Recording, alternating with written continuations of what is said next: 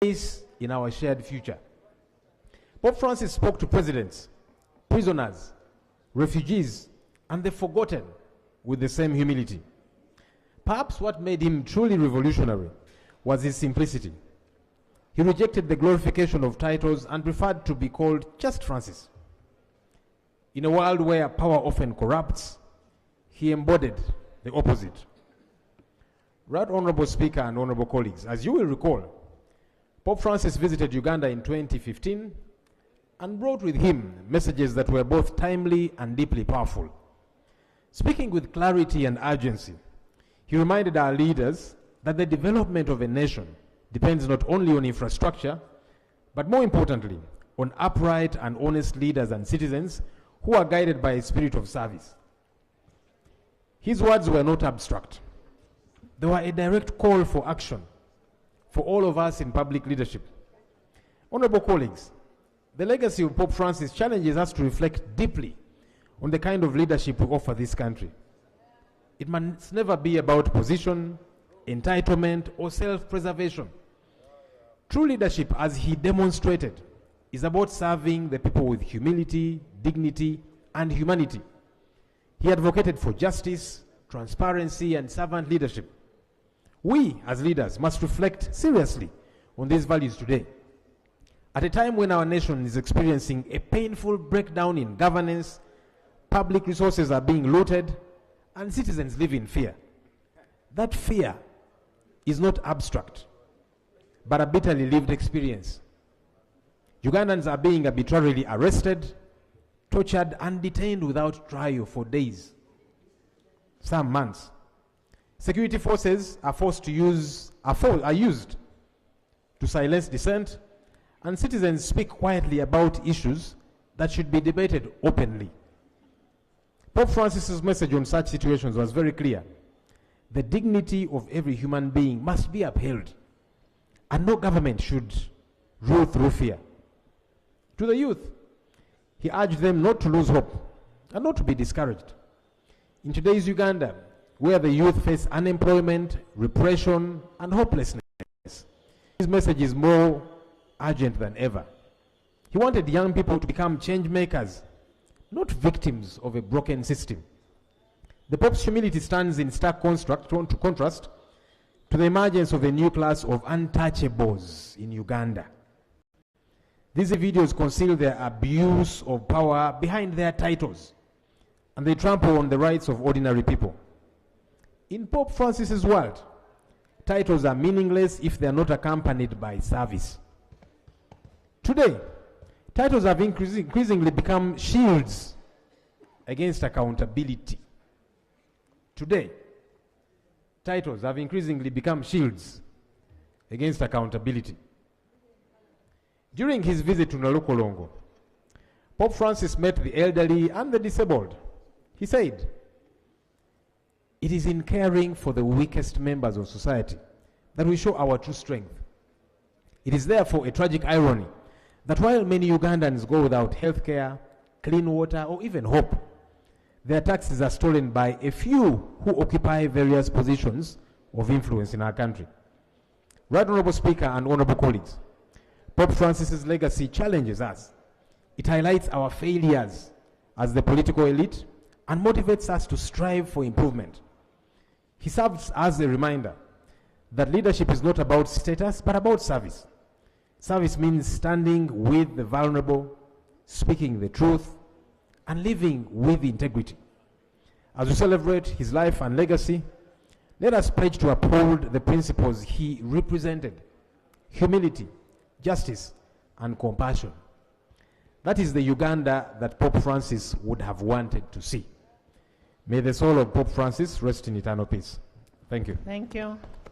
Honourable members, as we pay respect to the most respected Holy Pope, we should pay it with respect and dignity. We can talk about politics after, but for now, let's talk about the man of God who was full of humility, simplicity. Tinker.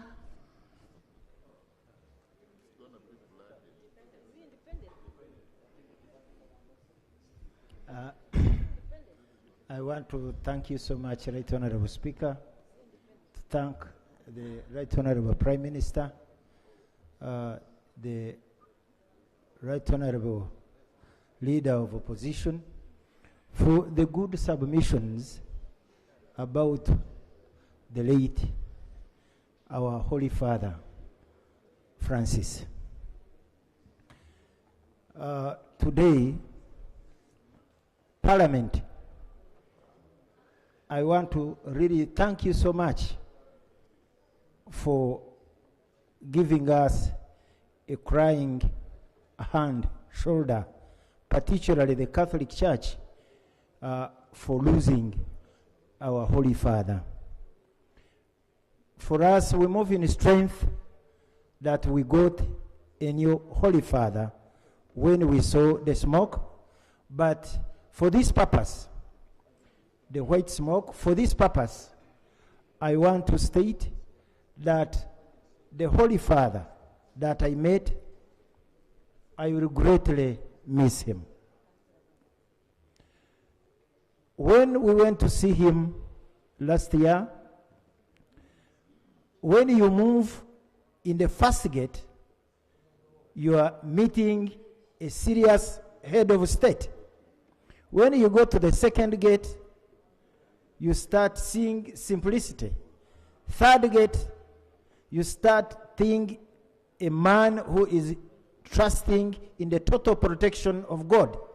Then the fourth gate, you see joy and peace prevailing in the environment where he meets his subjects, all the people that he meets. I was very excited to receive his blessing. I was very excited to kiss his ring and to accept. I was very, very excited that at the age of 53, as a Catholic, that's when I was able to meet him, to at least touch the hands of the Pope. It's incredible, but we want to say this leader that we met had special attributes in the world. For instance, I remember there is a time he spoke about blessing the homosexuals. A tirade of attack went against him, including the church, the people he was leading, cardinals, bishops writing letters. But he said, even when I have authority to excommunicate anyone who disagrees with me, I will not call forth against that. You see a leader who understood his responsibility as handed over to him from the reign of St. Peter, the apostle of Jesus, the first pope. And he recognized that he was merely the 266th pope of the world, of the Catholic Church. I was very excited. In one of his doings as a pope, he allowed single mothers who would want to return to receiving the Holy Communion to undertake the rituals and return to receiving the Holy Communion. We cannot underlook that aspect, because we have seen the entire world growing with single mothers struggling for years, and I think they needed to struggle with the Lord. Thank you. Thank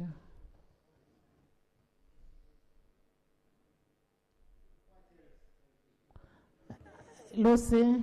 What else would I say? I pray that we who had that personal touch with him shall slowly stand the loss and move with strength of the blessings that we received from him.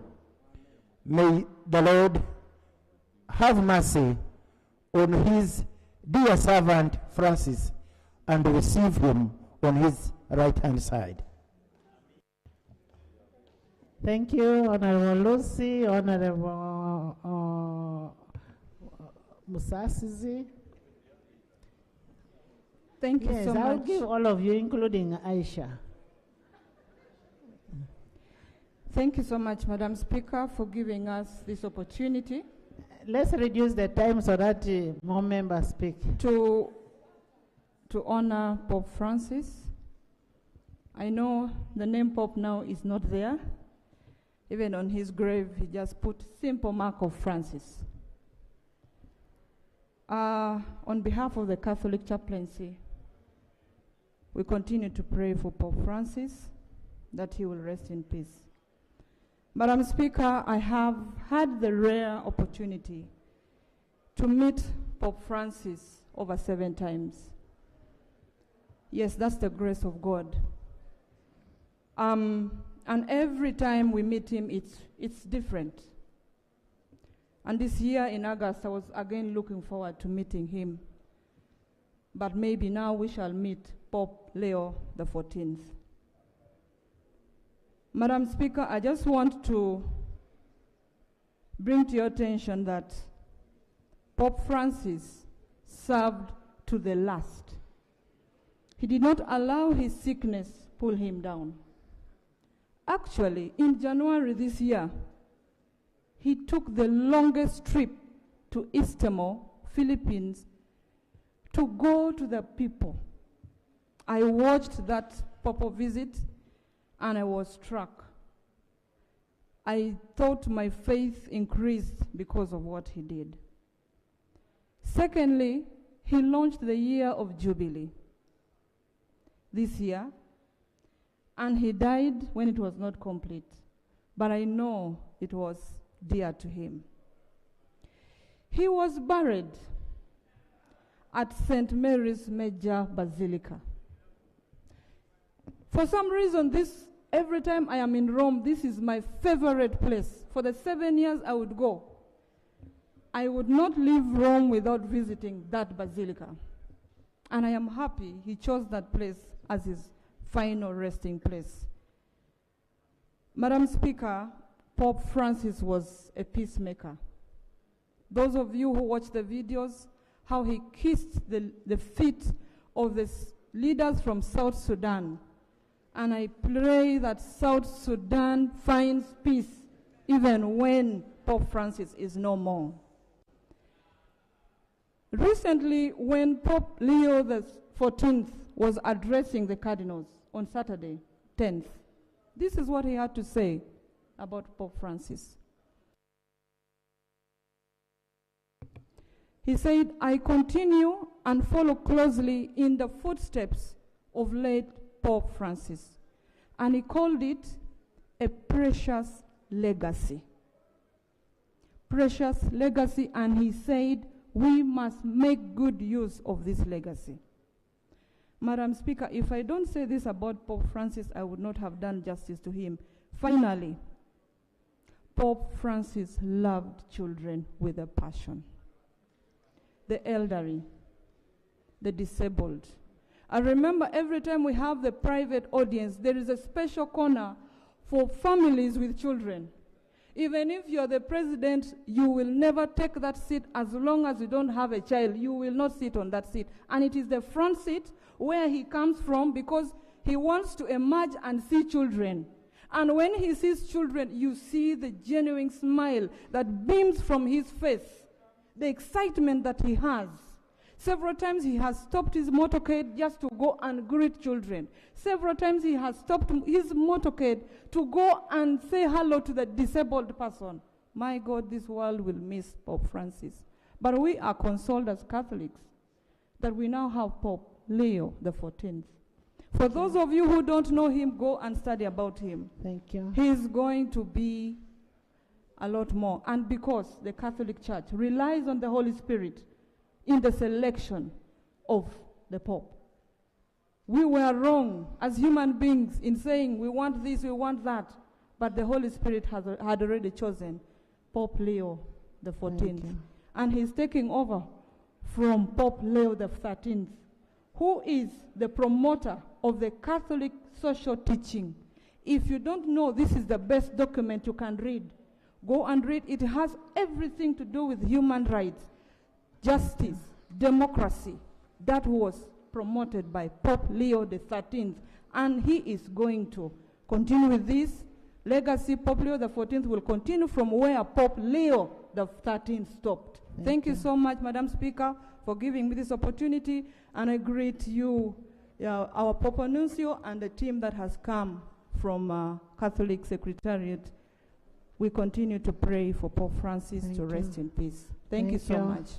Honorable Akelo is the Sacristan in Parliament. I want to introduce Father Raphael Romero Augustine, the Director of Divine Virtue Ashram Center, India. You're most welcome. We have Miss Alijo, the Retreat Coordinator. You're most welcome. We have Mr. Lioj, the Retreat Coordinator. Welcome. We have Miss Anne Makoa, also a Retreat Coordinator from Kenya. We have Miss Margaret Karuga, Coordinator from Kenya. We have Evelyn Arinaitre, Coordinator for Uganda. You're all most welcome, and they're here to listen to the motion when we are paying tribute for the Holy Father. Pardon? Honorable Musasizi.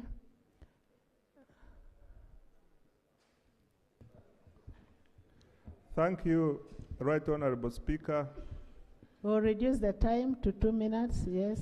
Right Honorable Speaker, I rise to pay tribute to the late Pope Francis.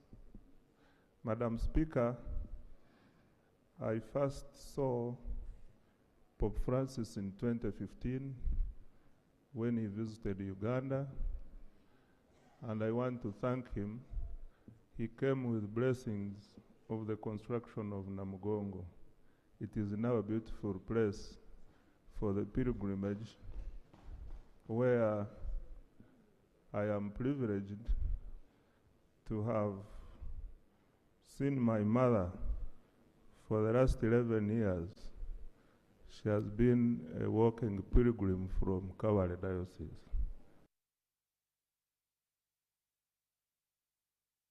Simplicity and humility. Even in death, what he prayed for was that his burial be a simple burial. It was the first time I saw a burial where the whole world is in attendance, but everything is done in a simple way. Madam Speaker, I pray that God continues to grant eternal rest to the late Pope Francis. Thank you, thank you. Pope Francis was very passionate about Uganda because of the Uganda matters, and that's why we had a canonization of Uganda matters in the Vatican.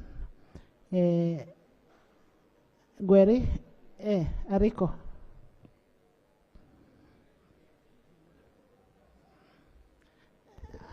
No, I was calling Ariko.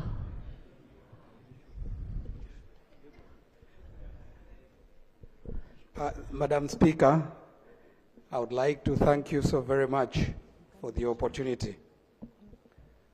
Right Honorable Speaker, honorable colleagues, I stand here to second the motion to pay tribute to the late Pope Francis. Madam Speaker, I come from the Holy Family Parish in Soroti Catholic Diocese that is located in Gweri. Madam Speaker, Pope Francis was the first Jesuit priest to be Pope. He was the first Latin American, but he was also the first Pope that had been born and raised outside Europe since the 8th century, when we had Pope Gregory III. Madam Speaker, when we talk about Pope Francis, we talk about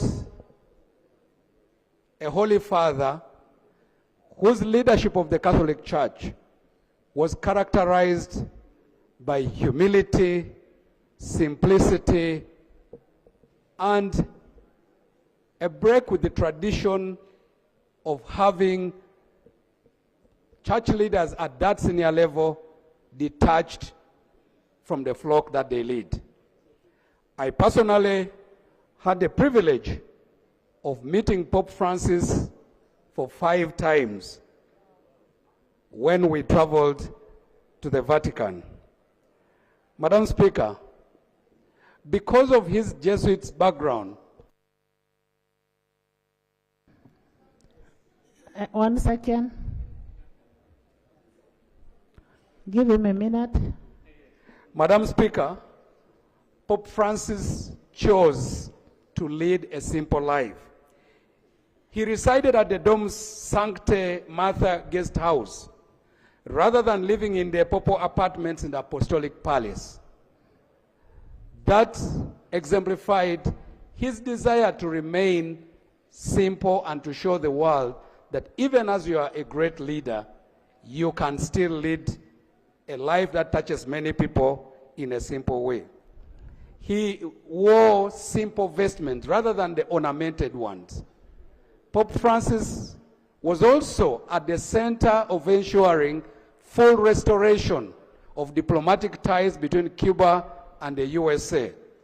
He was instrumental in ensuring that the Chinese Communist Party had its influence in the appointment of bishops regulated so that they no longer dictated who was appointed bishop. As you know, these are tenets of a person who is able to negotiate and bring persons closer into a sense of peace and reconciliation. Thank you. Madam Speaker. Honorable Segona, Honorable Bahati. The altar boy will come last. Honorable Speaker, thank you very much for this opportunity, and I want to join colleagues in celebrating the life of the Pope. I want to thank the Prime Minister for bringing this motion, and I want to support her with all my heart. For the record, I am Anglican, and on behalf of the Anglican chaplaincy and my colleagues, I want to join you in paying deep tribute to His Holiness the Pope Francis, who was a global moral compass, the person who would all look at, emulate, study, and have some take-homes. Pope Francis has been described as humble. Even when I wanted to disagree with the Prime Minister that he told her that President Museveni was ruling Uganda very well, with his humility, I am tempted to think it happened. Even when we belong to different denominations, you would look at the Pope and take lessons. He was not self-imposing. One of the causes of the dangers that we experience today is having self-imposing persons, even when they are not as big as they think. I believe if Pope Francis was not here, he would not allow Mukajanga to kill the martyrs. He would not allow my brother Jacob Oboth to bring the bill he has brought today. He would not allow self-imposition.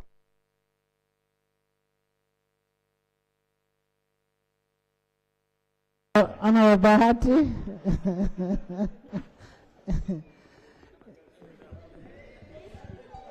Thank you, Madam Speaker. I want to thank you for the opportunity to pay tribute to Pope Francis, a man of God who guided the world for the years that he was a pope. The Bible says that we shall know them by their fruits. And I'm sure that the works of Pope Francis produced good fruits in his time. He was a firm leader who never feared anybody. I want to quote two examples.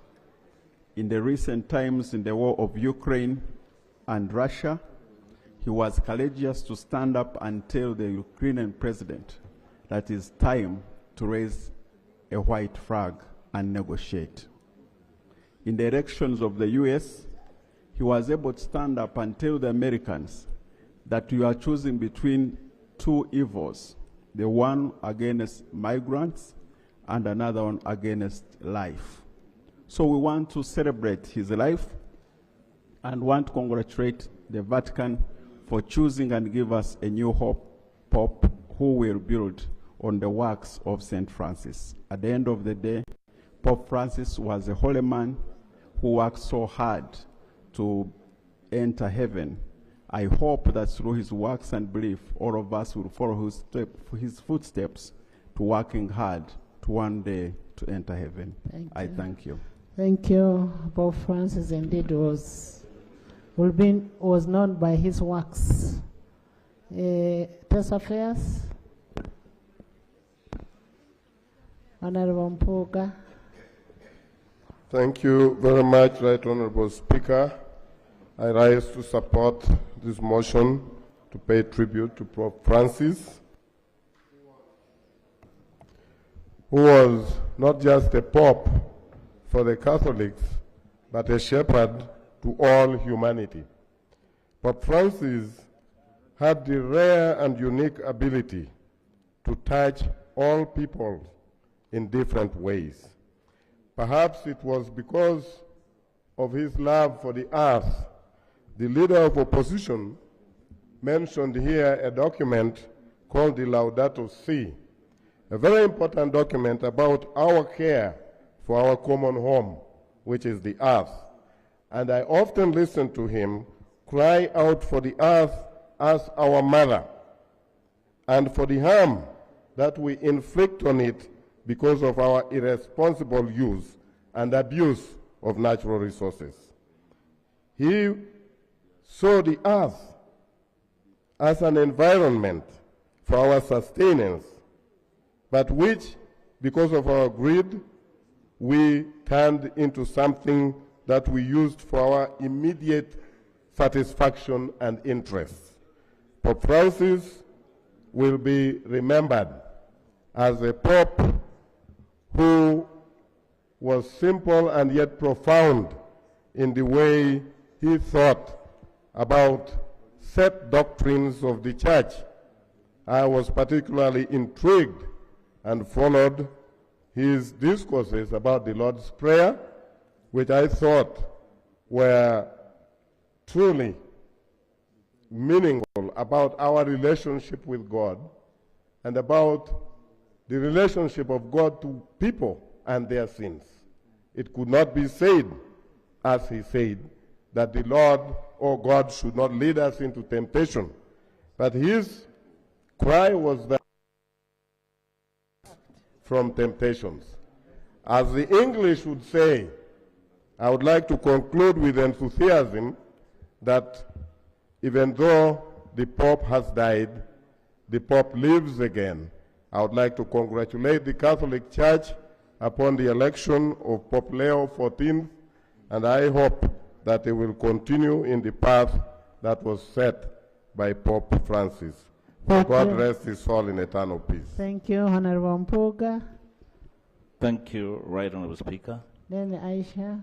I would like to join the Prime Minister in secondment of this special motion in remembrance of the Holy Father departed. Right Honorable Speaker, when Pope Francis visited Uganda on 27th to 30th of May, November 2015, his message had three critical issues for our memory.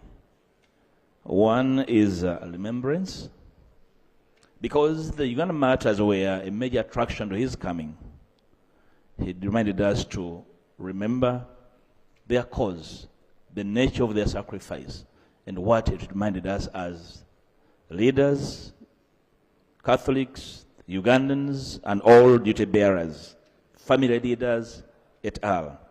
Secondly, fidelity as a key message left behind. Fidelity to all manner of vocations. I believe that even our own calling as leaders is a vocation.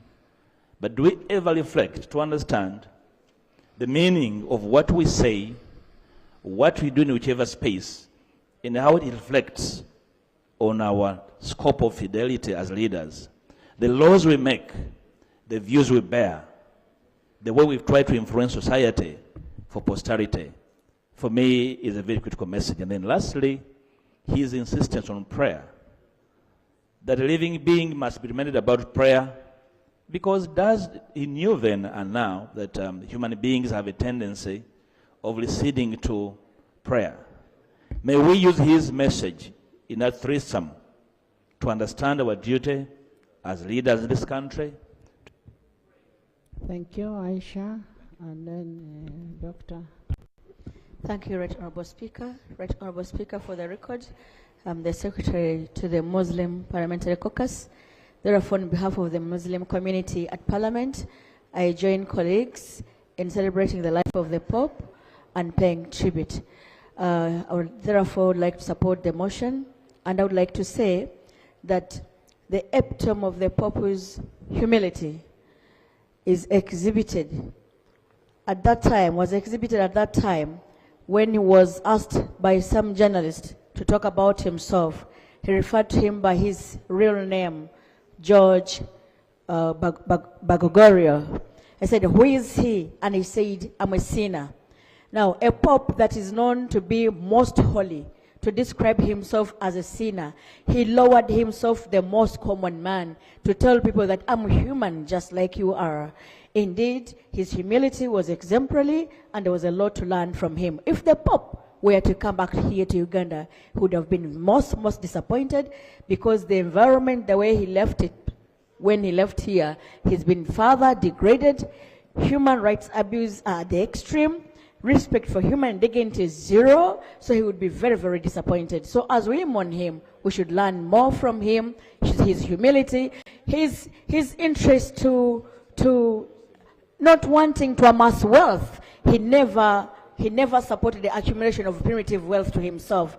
We shall live to remember him, and I pray that the Catholic community, together with the world as a whole, takes lesson from him. Thank you. One thing I'm sure and I'm aware, that the Pope loved Uganda so much, so much. I had private audience with the Holy Pope 8 times. And the refugee policy in Uganda is what the Pope loved so much. Dr. Lulume. Thank you very much, Right Honorable Speaker. I thank the Prime Minister for moving this motion and everybody's submission. Right Honorable Speaker, I was humbled when I saw a picture of the Pope bowing down to kiss the shoes, say the feet, but they were putting on shoes. The feet. Of the President of South Sudan, the Vice President. If a catechist had to bow down just to fasten the shoelaces, my shoelaces, I would faint. But you just imagine a Pope bowing down to African President and Vice President and kissing their shoes. They would have fainted. But that was a very big message for them. I don't know what they derive from that kind of action. But I believe that African leaders need to pick a leaf, even after the demise of our Pope. That lesson must continue to live. When the Pope visited us, in Uganda. He used a small car. And incidentally, I didn't see escorts. I didn't see escorts. But it was a lesson that God provides the security. I wish we could pick a leaf from that. I'm offering you to go to the Vatican in the next session. And Thank you very much, Right Honourable Speaker. Honorable The security in the Vatican. Yes. In the next travel to the Vatican, I'll go with the doctor. Yes. Yes, Gonzaga. Madam Speaker also supported the motion. Madam Speaker, in the Catholic faith, when a pope dies, everywhere in the Catholic parishes, bells are rung everywhere. When a new pope has been announced, it's the same action. And our prayers to you, the Madam Prime Minister and the members, is the message of reconciliation that the Pope was promoting. The moment you do that, you are in the hearts of the Pope. That's why the Pope, we don't say may he so rest in peace. We say may he be canonized as a saint. Roma locuta causa finita. What the Pope says, nobody else should ask. So we pray for reconciliation. The moment we achieve that, all the actions he carried out were basing us, training us, teaching us the message of reconciliation. Can you reconcile? Can you reconcile? And you with the rosary, you and I, let us promote reconciliation on both sides. We shall have promoted the message of the Pope. Thank you. Christine, Francis, Silas, Thomas. Thank you, Right Honourable Speaker, and giving us chance to recognize the works of the Pope. Right Honourable Speaker, the Pope loved the environment so much. And when he came up with the document called Laudato Si, very many countries since 18th June 2015, very many countries have been following up with the documentation to actually develop their laws to govern the management of the environments. Right Honourable Speaker, the Pope reminded us that whether you have money, there had been research that there could be some planets where humans can settle. But from whatever the Pope analyzed, he re-echoed it that all of us, our common home is the earth. Whether they had come up with research that there could be certain planets that could host human beings, he re-echoed it that this is the common place for us. And in that document, it had 7 principles. But he reminded us that the earth also cries. And he called on political leaders to mind about the earth's cries. And also the cries of the poor. Right Honourable Speaker, within the 7 principles of Laudato Si, he reminded us to build the resilience and empowerment of our people. And very many countries that have gone on the directions of the Pope have actually come up with mechanisms to reduce on their emissions, the greenhouse emissions. And in the 10 years, some of the countries can show that after the reference to the Laudato Francis. Thank you, Right Honourable Speaker. Right Honourable Speaker, I also support the motion. Right Honourable Speaker, from the teachings of the Pope, he was pro-life, pro-people, and pro-poor. I remember his famous quote, that life is good when you're happy, but life is better when you make other people happy. And for me, that was touching. Right Honourable Speaker, I am also one of the people who have met the Pope many times. But when I got close to him, I would want to tell him that I'm also called Francis. So when I said I am Francis from Uganda, he said, how is the land of the matters? How is the land of the matters? And from then, I started walking to Namugongo. Because I saw how emotional he was talking about the Uganda matters. And of course, every day I walk. But let me tell you, members, there is power in Uganda matters. And those of you who go to Namugongo, even if you walk from here, walk from your home, or just drive there, you see the power of the Uganda matters. Finally, let's not just talk about how he loved Uganda or how good he was. Let's go and live in his footsteps. Thank you very much, Right Honourable Speaker. Thank you, Silas, and may he continue to intercede for us. Thank you, Right Honourable Speaker, for the opportunity. First, I would love to convey special condolences to you because the Pope was your special friend. That one everybody in Uganda knows. And really, I know how you feel and how you miss your dear friend. Right Honourable Speaker, for the years that I've been in the Parliament, I have developed a very big connection to the Catholic Church, much as I'm from the Anglican background. These days, I even understand special terms, special words in the Catholic system. For instance, synod and synodality. Right Honourable Speaker, when we talk about synod, some people may not understand, but it means the gathering of bishops and other stakeholders to discuss matters that affect the church. And the bishop that we're talking about was not a dictator.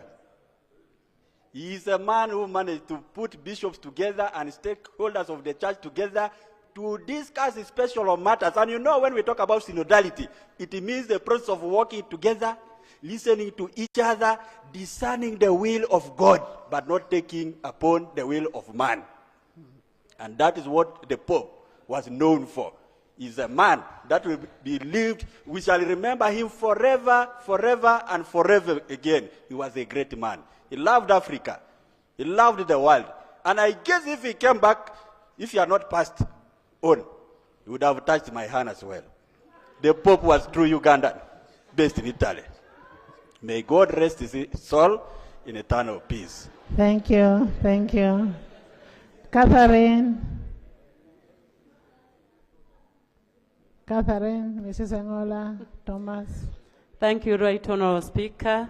Right Honourable Speaker, allow me to add my voice by thanking our Prime Minister for tabling this motion to pay respect to our dear Pope, who is in heaven already.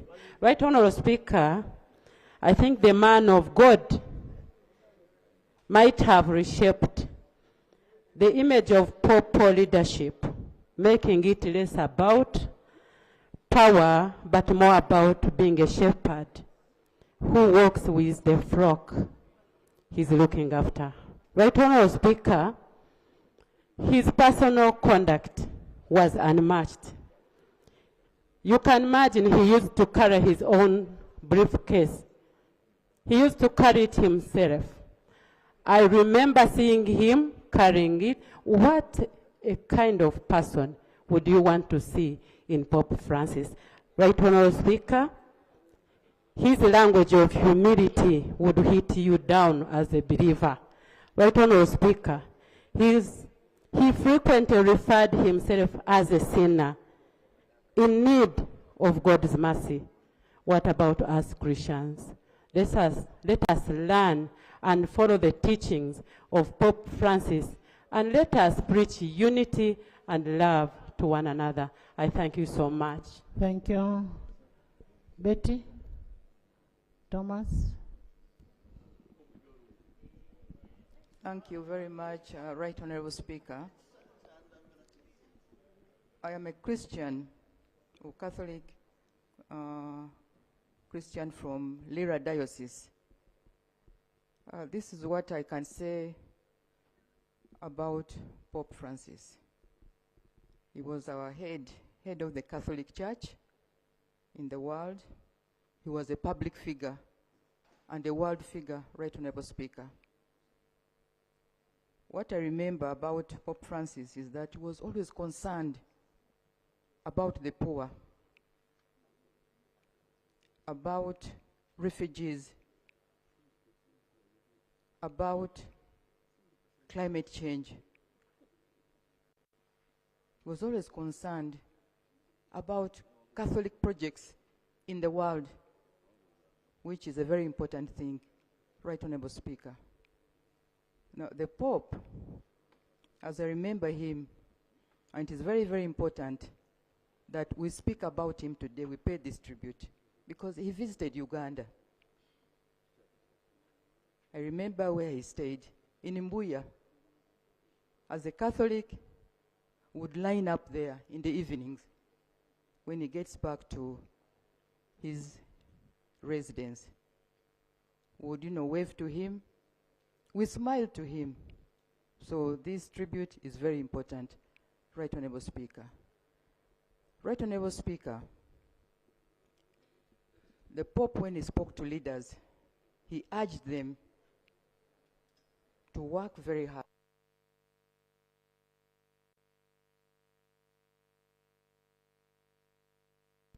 Thank you, Thomas. Thank you very much, Right Honorable Speaker, for the opportunity. Right Honorable Speaker, as an ex-seminarian, and on behalf of all the ex-seminarians who are here, we are more than 20 here. We have the likes of Musa Sizi, Honorable, Make your presentation. and so on. Don't. On their behalf, and on behalf of the people of Moyo District, I would like to condole with the people of the world. That's the Catholic Church, all the Christians, non-Christians, everybody, for the demise of the Pontiff. We are here to celebrate his legacy and life as a selfless person who fought hard for peace, unity, development, who fought hard for humanity. He fought for harmony, dialogue, democracy, and encouraged consensus when there are other contentious issues related to leadership and governance in the world. And I really vividly remember him for his Latin words like labor non verbe, work not words. Ad futuro edificamus, we build for the future. Si insti et inste, cur non ego, if others can, why not I? Very good. So please, I remember him for that. And lastly, his sayings about the timing. Tempus est pecunia, time is money. So we have to work hard and catch up with the time. And lastly, Madam Speaker, I would like to congratulate the Catholic fraternity for electing a new Pope in the names of Pope Leo the 14th. Thank you very much. Thank you. Faith.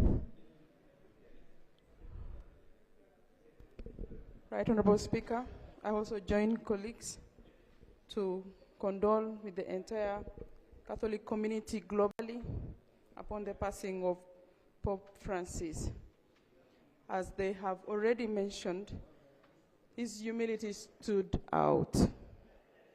I want to testify that in the manner in which Pope Francis carried himself, he made the Catholic Church more admirable. There are people who had stopped praying but resumed in the reign of Pope Francis. The numbers grew. If the statisticians know, they can compute better. There are people in my community who got received in this season in the Catholic faith because of the manner, the humility was excessive. If the statisticians knew how to count, they would already tell us that the numbers of the Catholics in Uganda have increased, not just because people are producing, but because the Catholic faith is more admirable in this time. It's a lesson that we carry on.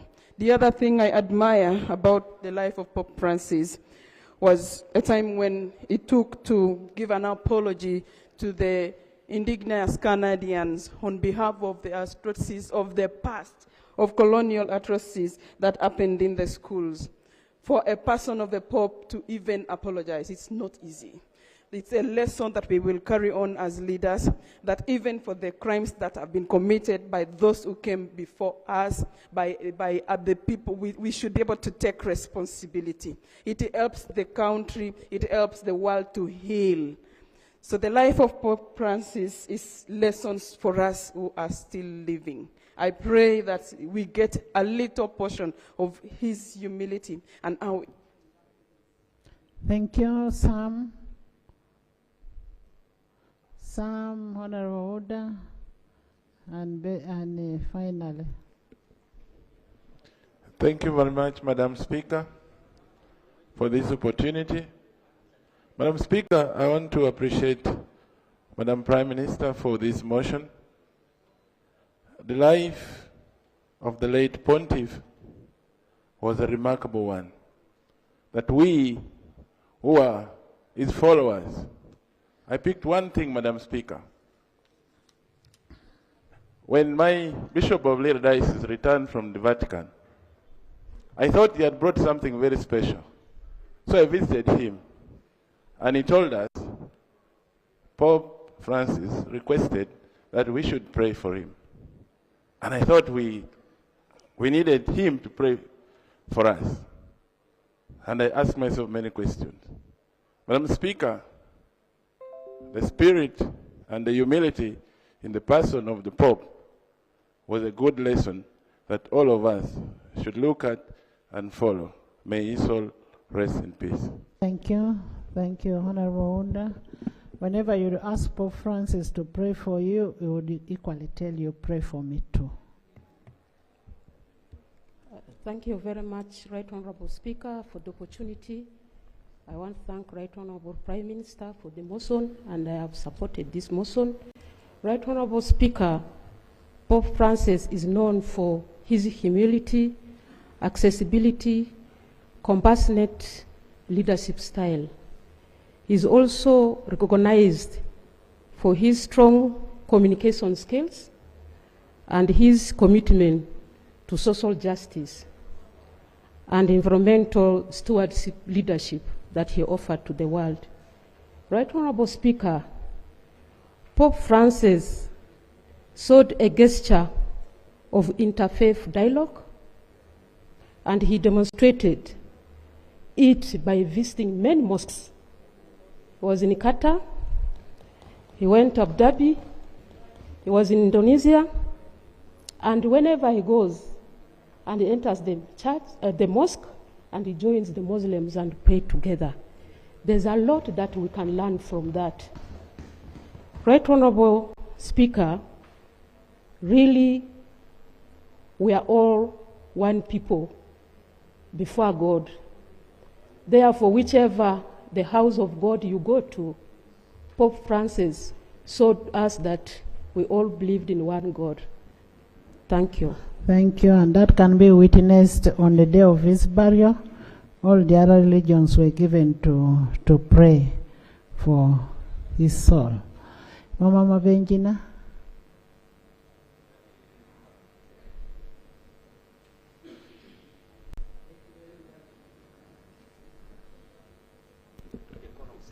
Thank you very much, Right Honorable Speaker, for giving me this opportunity.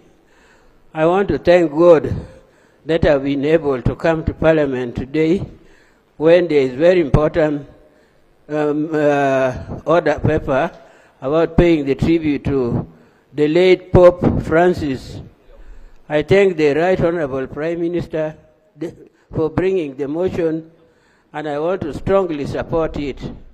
Right Honorable Speaker and honorable colleagues, we will all agree that Pope Francis was very, very unique in all his ways.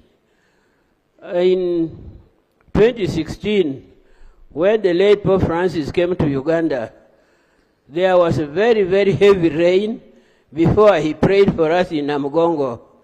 And I remember we walked through and through the rain up to Namugongo, and we had to spend the night there in the water in order to attend his prayer the following day. And so, Right Honorable Prime Minister, Right Honorable Speaker, I didn't have the opportunity of meeting him many times like other colleagues, but I want to say how happy I am that in 2021, just before COVID-19 came, I was one of the people who was nominated to go to Rome to go and meet Pope Francis, because we were going as the Life Ascending International, and also in Uganda here we have Life Ascending Uganda. And this is an association of the older persons. And so I want to thank my Diocese of Nebi for supporting me and giving me. Alebtong, Sarah.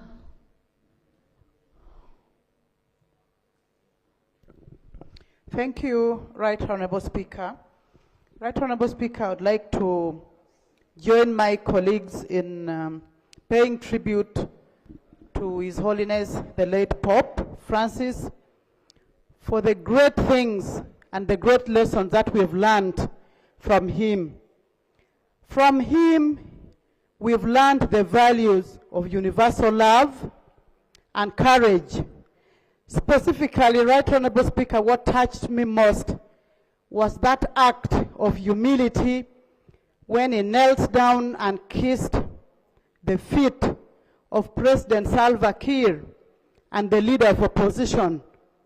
And I think as a leader and also as leaders, we pick a great lesson of great humility from a great man that has been honored by the whole world. And I pray that his memory should help us to know and to have concrete actions and picking lessons of peace and reconciliation from this great man of God. And I'd like therefore to thank the Catholic fraternity for electing the new Pope, Pope Leo XIV. And we pray that may the legacy of Pope Francis continue to live forever in our lives. Thank you. Thank you, Honorable Sarah. Thank you very much, Right Honorable Speaker. There's a motion. Right Honorable Speaker. No. There's a motion by Santa. But let's, Eh. let me complete. Can I complete? Thank you, Right Honorable Speaker. Right Honorable Speaker, I want to thank you for dedicating time to discuss this very important subject matter of our dear Pope, whom I was privileged to meet physically twice in the Vatican. I will speak about two things. One that has not been spoken about, Right Honorable Speaker. When we met him, he told us to desist and ensure that we preach peace. War, he detested war, Right Honorable Speaker. And I want to quote, because I still have his speech that he made to us when we visited him. He said, as legislators, we must know that war is a failure of politics and of humanity, and a shameful capitulation, a stinging defeat before the forces of civil. He actually told us, Right Honorable Speaker, that the only war that we must fight is war against evil. And if corruption is evil, let us fight it. If homosexuality is evil, let us fight it. If we feel anything is evil, let us fight it. Secondly, Right Honorable Speaker, this gallant son, also, Right Honorable Speaker, recognized the women. The leadership of women was one thing that he did recognize, and I want to state, Right Honorable Speaker, that he actually appointed Sister Simona Brambilla, a nun, as the first woman prefect of the Vatican, overseeing religious orders. Right Honorable Speaker, other notable women that he appointed, in the interest of time, was Sister Natalie Baquet as Under-Secretary of the Synod of Bishops. He also, Right Honorable Speaker, appointed Sister Rafaela Pretina as the President of the Pontifical Commission, Right Honorable Speaker. Thank you. Can I conclude? Right Honorable Speaker. Pope was a man of everybody, for children, for the poor, for the church, and we are happy that he now recognizes the women in top leadership of the Catholic Church. And you will always remember him for his humility, the simplicity, and love for humanity. He was a peacemaker. He served with all the dignity, and he will leave the precious legacy. And he declared 2025 as a year of jubilee, and let's remain positive in everything that we do. Yes, there's a motion. Thank you so much, Right Honorable Speaker. Right Honorable Speaker, everything good has been mentioned about the late Pope Francis. I now move that we close the debate. Madam Speaker, I beg to move. Thank you, thank you. Seconded. Seconded by Militon, Aisha, Nyamutoro, by the mover, the Prime Minister, by Finance. Honorable members, I now put a question that the House pays growing tribute to His Holiness, the late Pope Francis, the Supreme Pontiff of the Catholic Church and the Sovereign of the State of the Vatican City, for his selfless and dedicated service to the Catholic Church and to humanity in the world. Those in favor say on the contrary, nay. Aye.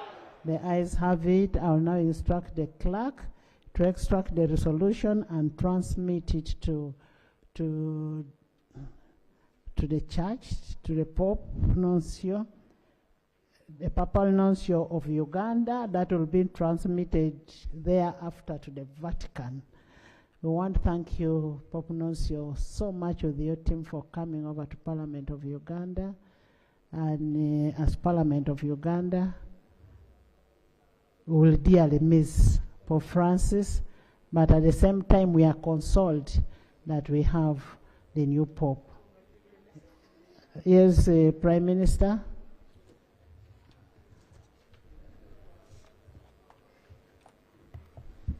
Right Honorable Speaker and Honorable Members, I want to thank you for having supported my motion.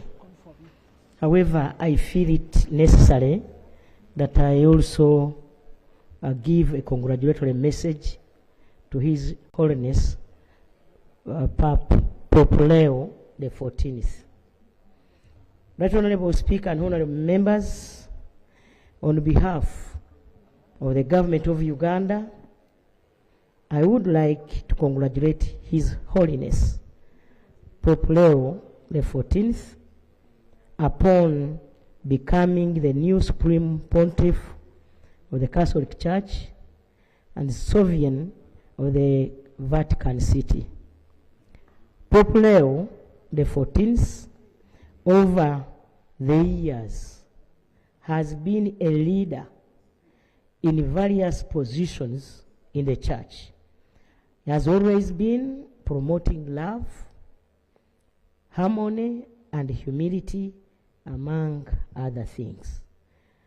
Right Honorable Speaker and Honorable Members, indeed, the new Holy Father has begun his papacy with a message of peace, which is a fundamental aspiration for the government of Uganda, led by His Excellency General Yoweri Kaguta Museveni. Following the Pope's call, may the true peace and friendship prevail in our country for God and my country.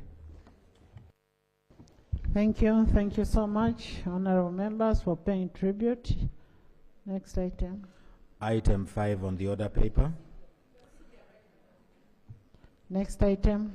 Laying of papers, item 5. Let's first lay the papers, then you come with your procedures. 5.1, the Gazette published by the East African Community Secretariat, Volume 1, Number 13, dated 17th May 2024, on the decisions and orders of the 18th, 19th, 20th, 21st, and 22nd extraordinary summits of the East African Community Heads of State. Honorable Minister, Prime Minister.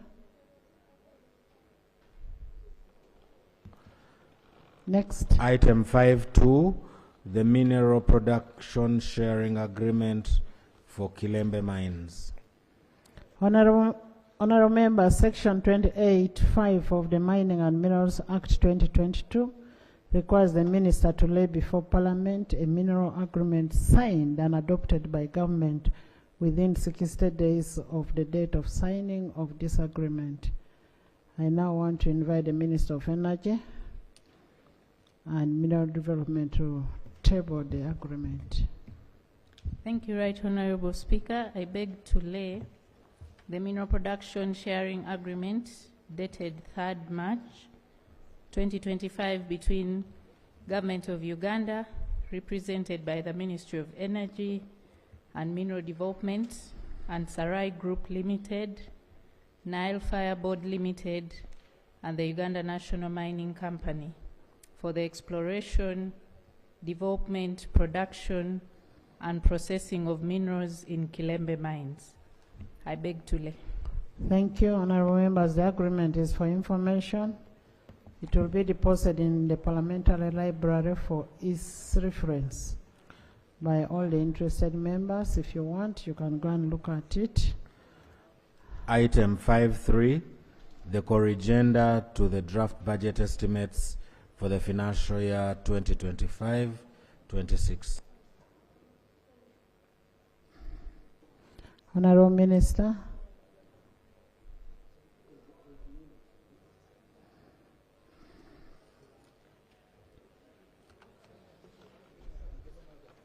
And Rule 121 of the Rules of Procedure grants private members to move a private member's bill.